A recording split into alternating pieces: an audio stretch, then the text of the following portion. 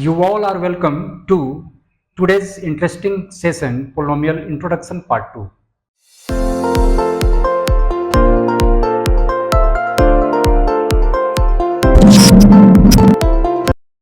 अभी हम लोग जानेंगे कि जीरो ऑफ पोलिनोमियल्स क्या होता है.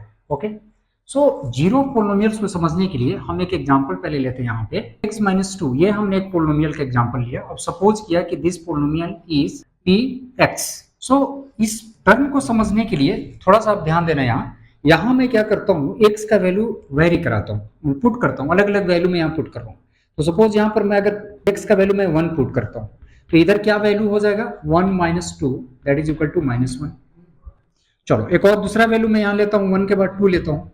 तो 2 लेने के बाद इसका वैल्यू कितना हो जाएगा, 2 minus two that is equal to 0. One more example. Okay, चलो एक निगेटिव वैल्यू ले लेते हैं, -2 हम ले लेते हैं, -2. तो इसका वैल्यू कितना हो जाएगा, क्यों, -2 और -2 दैट इज -4. ओके, मीन्स ये हुआ कि जो पोलिनोमियल का जो वैल्यू है वो x का वैल्यू जब हम वेरी करा रहे हैं तो इसका वैल्यू क्या हो रहा है, चेंज हो रहा है. कभी -1 आया, कभी 0 आया, कभी 4 आया, और भी अगर यहाँ वैल्यू कोई और पुट करेंगे तो और भी वैल्यूज आएंगे. सो हमें देखना इसमें ये है कि इन तीनों में या और भी जितने भी वैल्यूज आप पुट करोगे यहाँ पर x के जगह, तो कौन सा वैल्यू है जिसको पुट करने के बाद फाइनल जो रिजल्ट है वो 0 हो जा रहा है. तो इन तीनों एग्जांपल में हम देख रहे हैं कि यहाँ पर अगर x का वैल्यू हम 2 डालते हैं तब इसका फाइनल रिजल्ट जो है वो क्या हो जा रहा है, 0. So this 2 is called the zero of this polynomial. So a zero of a polynomial px is a number, okay, c. किसी भी पोलिनोमियल का जो जीरो होता है एक नंबर होता है, सपोज c हमने ले लिया, such that pc is equal to 0. वैसा नंबर जिसका वैल्यू यहां पर पुट अगर करें और इसका वैल्यू फाइनल वैल्यू क्या आ जाए, 0, तो वो जो वैल्यू होगा x का, that value is called the zero of that polynomial. अब हम एक नॉन जीरो कांस्टेंट पोलिनोमियल की बात कर लेते हैं. सपोज 5 भी एक पोलिनोमियल है और 5 is also called non zero constant polynomial. तो इसका भी कोई रूट होना चाहिए, आई मीन इसका जीरो होना चाहिए. ओके, तो इसका जीरो क्या होगा, और जो जीरो होता है किसी भी पोलिनोमियल को उसको रूट भी कहा जाता है, रूट ऑफ पोलिनोमियल. ओके, तो देखो आप इसको थोड़ा हम इसको समझ लेते हैं, इसका कितना रूट होगा या जीरो होगा. तो चूंकि इसमें वेरिएबल पार्ट नहीं है तो 5 को एक वेरिएबल पार्ट हम ले करके हम ऐसे लिख सकते हैं, क्योंकि इसका वैल्यू हमेशा क्या हो जाएगा, 1, तो इसका वैल्यू 5 का 5 ही रहेगा. तो अब यहाँ पर हमने देखा कि जीरो निकालने के लिए क्या होता है कि इसका जो वेरिएबल पार्ट है कौन सा डिजिट यहाँ हम डालें, नंबर डालें, ताकि इसका वैल्यू 0 हो जाए. तो इस केस में अब आप बताओ कि यहाँ पर x का कौन सा ऐसा मैं नंबर डालूं जब ये टोटल वैल्यू जो हो क्या हो जाए, 0 हो जाए. तो देखो बच्चों, यहाँ पे कोई भी नंबर आप पुट करोगे, आई मीन यहाँ पर कोई भी रियल नंबर डालोगे और इसका पावर है 0, तो हमेशा ये कि 1 ही आएगा, क्योंकि किसी भी नंबर का पावर जो 0 अगर देते हैं, कोई भी नंबर, जैसे 5 to the power 0 is equal to 1, 0 upon 10 upon 0 is equal to 1, कोई भी नंबर आप दो, 110 का पावर अगर 0 देते हैं तो भी इसका वैल्यू 1 आएगा. तो यहाँ पर कोई भी नंबर पुट करोगे उसका वैल्यू क्या हो जाएगा, 1 हो जाएगा. ओके, तो 1 होगा तो हमेशा ये 5 ही रहेगा, वो 0 कभी आएगा ही नहीं, ये टर्म कभी 0 में कन्वर्ट नहीं होगा, कोई भी नंबर आप पुट करो. That's why it is tell that कि a non constant polynomial has no zero. Okay, अच्छा अभी सेकंड एक हम बात कर लेते हैं जीरो का. जीरो भी एक पोलिनोमियल, हमने पीछे अपने देखा कि जीरो को क्या बोलते हैं, जीरो पोलिनोमियल बोला जाता है. तो अगर ये पोलिनोमियल है तो इसका भी जीरो होना चाहिए. तो सबसे पहले इसमें एक वेरिएबल पार्ट इसको ऐड कर लेते हैं. जीरो को लिखने के लिए हम इसको ऐसे लिख सकते हैं, 0 into x. अब एक पोलिनोमियल का फॉर्म ले लिया है, ठीक है. अब इसका पावर दे भी सकते हो, नहीं भी दे सकते हो, ऐसे भी छोड़ सकते हो. अब ये पोलिनोमियल तो हो गया. तो इसका कॉन्सेप्ट क्या है कि यहाँ पर x का हम वैल्यू डालेंगे और जो यहाँ वैल्यू डालेंगे वो नंबर जिसका वैल्यू यहाँ पुट करने पे वो ये टोटल वैल्यू 0 हो जाए, वही ये जो नंबर होगा वो इसका 0 होगा. तो नाउ यू टेल मी कि कौन सा नंबर मैं यहाँ डालूं जिससे इसका टोटल वैल्यू 0 हो जाए. तो बच्चों यहाँ पे कोई भी रियल नंबर को आप पुट करोगे ना, always you will get 0. Means ये कि कोई भी रियल नंबर जो होता है वो जीरो पोलिनोमियल का 0 होता है, आई मीन रूट होता है. It is written over here, every real number is a zero of the zero polynomial. Okay, again main important topic is factor theorem. अभी हम फैक्टर थ्योरम समझेंगे. देखो बच्चों, ऐसा समझना है कि if px is a polynomial of degree और ग्रेटर इक्वल और ग्रेटर देन 1, अगर कोई पोलिनोमियल px है जिसका डिग्री क्या है, 1 है या 1 से ज्यादा है, and a is any real number और a कोई रियल नंबर है, तो दो केसेस में होगा. फर्स्ट कि x माइनस ए, ये जो एक पोलिनोमियल x माइनस ए होगा वो जो फैक्टर होगा किसका, px का, if pa is equal to 0, मतलब इसका जो जीरो आएगा, इस पोलिनोमियल का जो जीरो, उसको जीरो का वैल्यू अगर इस px में हम पुट करते हैं, ओके, px x के जगह पे पुट करते हैं और अगर वो वैल्यू जीरो आ जा रहा है, मीन गिवन जो पोलिनोमियल वो उसका क्या होगा, फैक्टर होगा। वाइस वर्सा इसका ये है कि this x minus S A अगर इसका फैक्टर है, पहले दे दिया गया कि सपोज ये आपको बता दिया गया कि इसका फैक्टर है, तो अगर if this polynomial x minus A is the factor of this px, तो उस केस में इसका जो जीरो आएगा, ठीक है, pa, उसको अगर पुट करेंगे उसमें तो वो क्या होगा, फाइनली उसका रिजल्ट क्या आएगा, जीरो आएगा। मतलब ये कि वाइस वर्सा दोनों ये प्रूव्ड है। इसको एक एग्जांपल से हम समझ लेते हैं।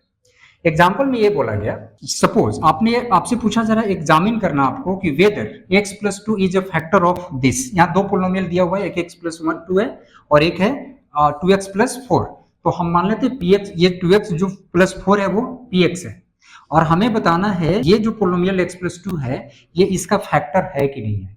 तो देखो इसके लिए फैक्टर थ्योरम अप्लाई करने के लिए क्या करना है, दो स्टेप लेना है। उसका हम क्या करेंगे, जीरो निकाल लेंगे। तो इसका जीरो निकालने के लिए इसका इक्वल कर लेंगे हम जीरो से, और जो x का वैल्यू आएगा दैट इज -2, तो x का जो वैल्यू -2 आया ये इस पोलिनोमियल का जीरो हुआ। Now according two factor theorem polynomial का जो जीरो आया इसको इसमें पुट करेंगे, और अगर ये जीरो आ जा रहा है मीन्स कि this is the factor of this polynomial, और अगर जीरो नहीं आता है मीन्स कि this x plus 2 is not the factor of 2x plus 4। तो चेक कर लेते हैं, अभी यहाँ पर p -2 डालते हैं और यहाँ पर इसको देखते हैं क्या है 2x, तो जब हम करेंगे तो -2 होगा, -2 इंटू प्लस 4, ओके, तो ये this will be equal to -4 plus 4, ये कितना हो जाएगा, 0, ओके। तो अभी हमने यही बताया कि इसका वैल्यू जब 0 आ गया मीन्स कि this x plus 2 is the factor of 2x plus 4। अगर ये 0 नहीं होता तो हम बोलते हैं कि this x plus 2 is not the factor of 2x plus 4। This is factor theorem. Okay, next important and interesting topic is factorization of the polynomial by splitting middle term। ठीक है, एग्जाम्पल से आप समझ लो इसको।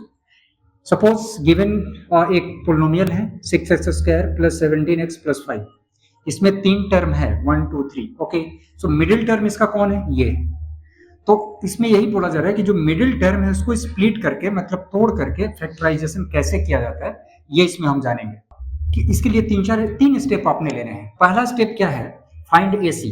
अब यहाँ पे आपका हर टर्म का जो कांस्टेंट पार्ट है उसको आपने कंसीडर करना पहले। तो ये पहला जो टर्म है 6x स्क्वायर, इसका कांस्टेंट पार्ट क्या है, 6 है, इसको A सपोज करना, A है। और जो मिडिल टर्म है 17x, इसका जो कांस्टेंट पार्ट 17 है B, और ये जो कांस्टेंट पार्ट है लास्ट का थर्ड पार्ट टर्म का वो है C। तो सबसे पहला स्टेप आपने क्या लेना है, AC फाइंड आउट करना है। AC करेंगे तो कितना होगा, A इंटू सी, तो A इंटू सी मेरा कितना होगा, 6 into 5, this will be equal to 30। ये पहले फाइंड आउट कर लेना है। तो AC मेरा कितना आया, 30, पहला स्टेप। नाउ हम अब आगे बढ़ेंगे और अब मिडिल टर्म को स्प्लिट करेंगे। तो मिडिल टर्म को जब हम स्प्लिट करेंगे तो मिडिल टर्म मेरा कितना, 17x है। तो सबसे पहले टर्म हम लिख लेंगे 6 स्क्वायर प्लस, अब से इसमें बोला जा रहा है सेकेंड टर्म की स्प्लिट B, आई मीन जो B है, आई मीन ये जो 17 है उसको तोड़ना है, इस तरीके से इसको तोड़ना है ताकि वो दोनों पार्ट को जब हम मल्टीप्लाई करें तो AC मेरा आ जाए, और उसका आपस में जब हम प्लस या माइनस करेंगे, ऑपरेट करेंगे, तो वो 17 ही रहना चाहिए, वो चेंज नहीं होना चाहिए वैल्यू। तो इसके लिए बच्चों देखो, हम इस 17 को चाहें तो ऐसे तोड़ सकते हैं, कैसे, 2x 17x को हम तोड़ें तो 2x प्लस 15x। अब देखो यहाँ पे मिडिल टर्म जो है मेरा कितना है, 17x है, और 17x को हम ऐसे लिख सकते हैं ना, 2x plus 15x, this will be equal to 17, और जो इसको मल्टीप्लाई करेंगे तो it will be equal to AC। तो इसका कांस्टेंट पार्ट है 2 और इसका कांस्टेंट 15 इंटू 2 30, और AC जो आया तो वो भी कितना, 30। मतलब अभी जो मेरा मिडिल टर्म जो स्प्लिट मैंने किया बिल्कुल सही है, ओके। तो अब इसको हम क्या करेंगे, उसके बाद आपने क्या करना है, कॉमन लेना है। तो अब देखो, अब इसके बाद क्या करो, इन दोनों टर्म को एक साथ और इन दोनों टर्म को एक साथ रखो। अब इन दोनों टर्म में कॉमन क्या है, 6 स्क्वायर प्लस 2x में कॉमन क्या है, 2x कॉमन लेंगे, क्या बचेगा यहाँ पर 3x प्लस 1, यहाँ पे क्या बच जाएगा 1, बीच में साइन प्लस है तो यहाँ साइन आएगा प्लस, और इन दोनों में कॉमन क्या है 5, तो 5 जब कॉमन लेंगे तो this will be equal to 3x plus 1।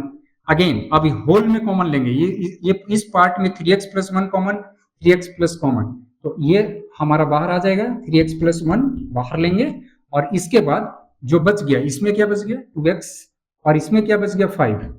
अब ये देखो, अब ये फैक्टराइजेशन मतलब फैक्टर के फॉर्म में आ गया। So this is called factorization by splitting middle term. Okay, introduction का last topic algebraic identities. Okay, ये आपको एक्चुअली याद करना है और सभी आइडेंटिटी का यूज जो है प्रॉब्लम सॉल्व करने में आपको करना है। तो देख लेते हैं कि कौन कौन से आइडेंटिटीज आपको दिए गए हैं जो आपको स्टडी करना है। एक्चुअली 8 आइडेंटिटीज आपको स्टडी करना है। पहला है x plus y whole square is equal to x square plus y square plus 2xy। Okay, now second one is x minus y whole square. Okay, so it will be equal to x square plus y square, okay, minus 2xy, right? Third one is x square minus y square, बहुत बार इसको हमने use किया हुआ है, x plus y into x minus y, okay? And this x plus a into x plus b, तो ये this will be equal to x square plus a plus b into x plus ab, right? And this one x plus y plus z whole square will be equal to x square plus y square plus z square plus 2xy, okay, 2xy, okay, and 2yz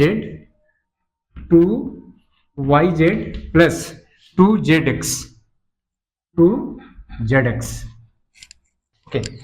6 नंबर identity है x plus y whole cube is equal to x cube plus y cube plus 3xy into x plus y. इसको आप और अभी एक format में लिख सकते हो, x cube plus y cube plus 3x square y plus 3y square x. Okay, similarly x minus y whole cube is equal to x cube minus y cube minus 3xy into x minus y, हर जगह minus होगा। Okay, तो again इसको एक और format में आप लिख सकते हो, एक्स क्यूब और minus y cube, okay, minus 3x square y, 3x square y और माइनस इंटू माइनस प्लस हो जाएगा, तो इसलिए यहां पे हो जाता है 3y स्क्वायर एक्स। एक्चुअली ये सब आइडेंटिटीज आपको मैथ सॉल्व करने में बहुत काम आने हैं आगे। लास्ट आइडेंटिटी जो आपको स्टडी करना है 8 नंबर is x cube plus y cube plus z cube minus 3xy is equal to x plus y plus z into x square plus y square plus z square minus xy minus yz minus zx. Okay students, we have completed the introduction of this lesson and now we are ready to do the exercises of this lesson, polynomials. So we meet in next video with exercise number 2.1. And yes, do subscribe the channel, like the video and don't forget to comment. Thank you.